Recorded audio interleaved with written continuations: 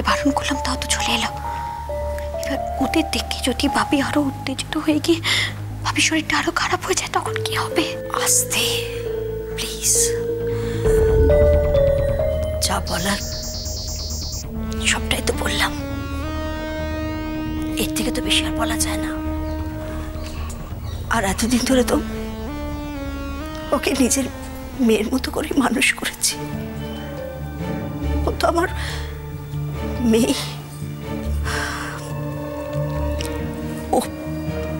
ও পাল্টে গেছে, তা বলে আমিও তো পাল্লা দিয়ে ওর সাথে পাল্টাতে পারবো না মা, পারবো না।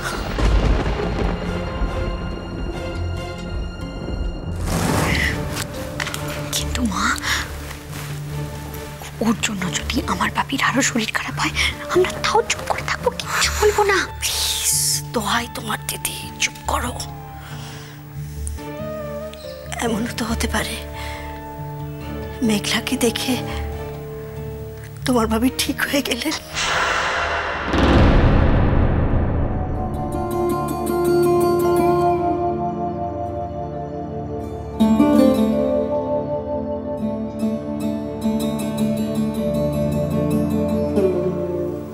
अंकल,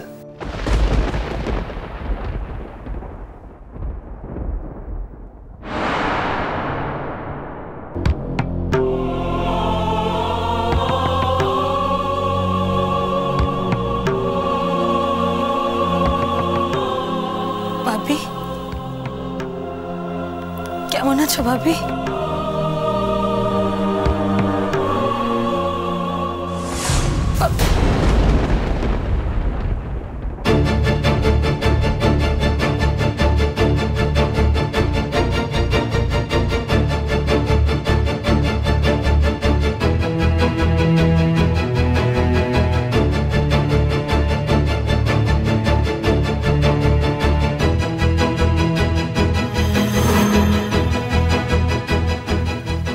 তোমরা হঠাৎ হঠাৎ মানে আপনার এই অসুস্থতার কথা শুনে আমাদের এখানে ছুটে আসাটাই কি স্বাভাবিক নয়? ইনফ্যাক্ট যে মুহূর্তে আমরা খবরটা পেয়েছি তখনই, আর আপনি তো আপনার মেয়েকে চেনেন, খবরটা পাওয়ার পর থেকে 1 মিনিটের জন্য কোথাও সুস্থ হয়ে বসেনি। খাওয়া দাওয়া পর্যন্ত বন্ধ করে দিয়েছে। আমি অনেকবার বোঝানোর চেষ্টা করলাম যে আমি তো আছি, আপনি ঠিক সুস্থ হয়ে বাড়ি ফিরে যাবেন। ইনফ্যাক্ট আমি তো এটাও বলেছি যে আপনি যতক্ষণ না পুরোপুরি সুস্থ হচ্ছেন আমি এখান থেকে কোথাও যাব না, আপনার পাশেই থাকবো। তাতে অবশ্য ও শান্ত হয়নি। কই দেখি আপনার কি হয়েছে দেখি।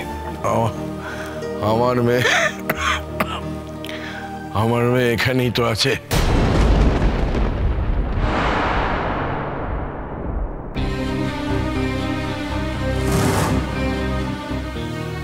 মানে মানে তুই আমার মেয়ের কথা বললে তো? আমার মেয়ে তো এখানেই আছে। সে কান্নাকাটিও করছে বটে, কিন্তু এতটা ভেঙে পড়েনি।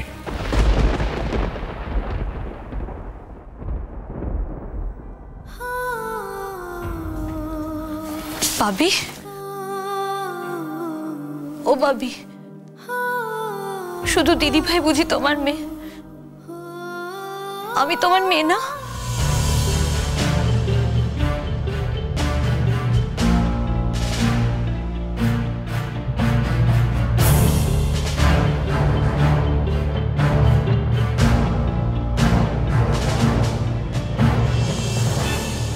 আপনার গায়ে কিন্তু এখনো জ্বর আছে আঙ্কেল। সেরে যাবে, সেরে যাবে। তুমি এত ব্যস্ত হও না বাবা, সেরে যাবে।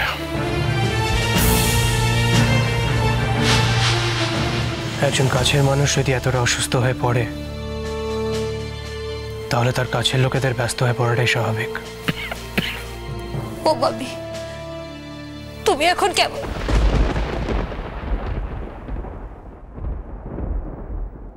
তুমি আমার সাথে কথা বলবে না ভাবি?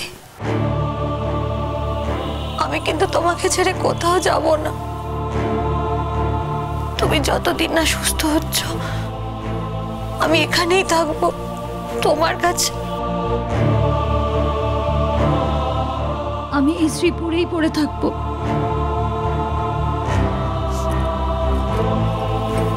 ও ভাবি, আমি জানি আমি তোমার ভালো মেয়ে নই, হয়তো আমি তোমার খুব খারাপ মেয়ে, হয়তো কেন আমি তো সত্যি তোমার খুব খারাপ মেয়ে। তোমাকে আমি কত কষ্ট দিয়েছি, কিন্তু তুমি তো আমার ভালো ভাবি। বলো, আমার ভাবি তো খারাপ হতে পারে না। আমি তো জানি আমি যত খারাপই হই তুমি আমার ভালো ভাবি, তুমি খারাপ হতে পারবে না। একবার আমার দিকে তাকাও না ভাবি, একবার মুখ ফেরাও। ও ভাবি, একবার তাকাও না। অনুরাগ, ওকে এখন এত কাঁদতে মানা করো। উনি কিন্তু এখনো সুস্থ হননি, শরীর ওনার খারাপ। উনি উত্তেজিত হলে আরো শরীর খারাপ হয়ে যাবে। বাইরে এতগুলো কথা বললাম, তারপরে ও জোর করে ভেতরে এলো। এবার যদি ওনার শরীরটা খারাপ হয়ে যায় তাহলে কিন্তু আমাদেরকে একা একা সব সামলাতে হবে, তখন আর কেউ দেখবে না তো। কে বলেছে আপনাকে সেটা আন্টি? আঙ্কেলের কিছু হলে আমরা আপনাদের পাশে থাকবো না, এটা আপনি ভাবলেন কি করে? আর তাছাড়া মেঘলা ওর বাবির পাশে থাকলে তার তো কোনো অসুবিধা হওয়ার কথা না, উল্টে ভালোই হবে। সেটা তো হচ্ছে না অনুরাগ, তুমি তো দেখতেই পাচ্ছ মেঘলা এত কান্নাকাটি করছে, তবু বাবি ওর সঙ্গে কথা বলছে না। বাবি চাই না এখানে থাকুক।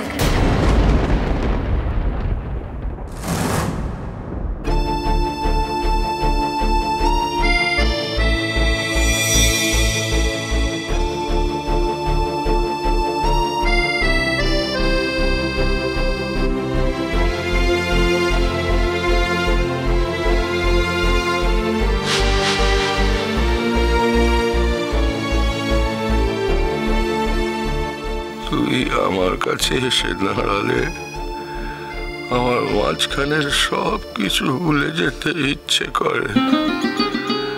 আমি ভুলে যেতে চাই। মেঘলা চেয়েছিল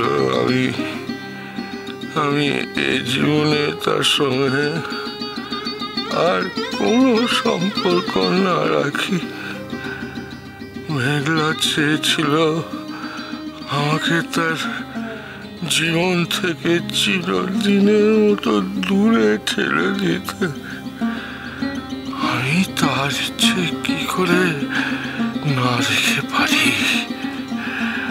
আজ আমার অসুখ হয়েছে বলেই তো মেঘলা দুর্বল হয়েছে, আর শুধু সেই জন্যই ছুটে এসেছে আমার কাছে। মেঘলা, অসুস্থ ভাবিকে কোনো করুণা করতে হবে না তোমাদের। আমি তোমার কাছ থেকে কোনো করুণা চাই না মা। তার থেকে বরং তুমি যা চেয়েছ তাই হোক। আজ আমি তোমায় দূরে ঠেলে সরিয়ে দেব মা, এত দূরে ঠেলে সরাবো যে আর কখনো ইচ্ছে করলেও তুমি আমার কাছে আসতে পারবে না। ভাবি, আমার সাথে তুমি আর কথা বলতে চাও না তাই না? বেশ, বলো না, কিন্তু আমিও তোমায় ছেড়ে কোথাও যাব না। আমি না হয় এই কেবিনেরই মাটিতে কোনোভাবে থেকে যাব? আমার বাবি অসুস্থ হয়ে হসপিটালে পড়ে থাকবে, আর আমার পৃথিবীটা আগের মতন চলবে? তো হয় না বাবি। আপনার মেয়ের দিকে একবার মুখটা তুলে তাকান তো আঙ্কেল। নদী